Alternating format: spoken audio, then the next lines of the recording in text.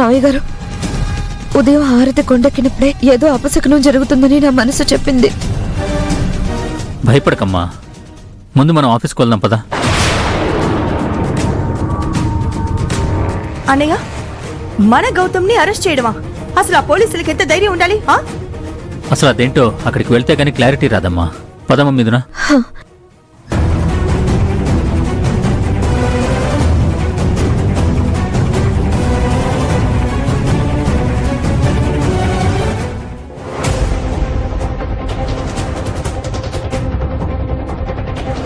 గౌతమ్ గారు, మీరు ఇలా చేయడం కరెక్ట్ కాదండి.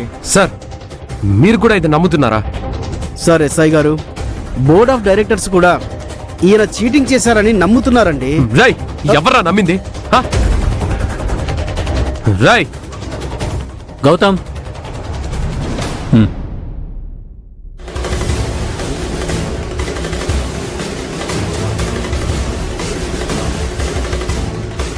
గౌతమ్, ఎవర్రా పర్సన్?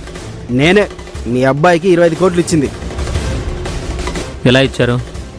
క్యాషా, చెక్కా, అకౌంట్ ట్రాన్స్ఫరా? చెప్పండి.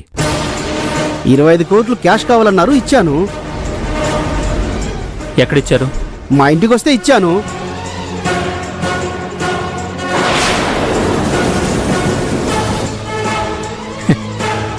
అంత డబ్బు షూరిటీ లేకుండా ఎలా ఇచ్చారండి? కంపెనీ షూరిటీ ఉంది కదా సార్, ఇంకేం కావాలి? ఇలా రఘునందన్ గారు, బోర్డ్ ఆఫ్ డైరెక్టర్స్తో కానీ మీతో కానీ ఒక్క మాట కూడా చెప్పకుండా ఇలా కంపెనీ పేరు మీద డబ్బు తీసుకున్నారంటే మమ్మల్ని అందరినీ మోసం చేయడమే. ప్లీజ్ మీరప్పుడే ఒక నిర్ణయానికి రాకండి.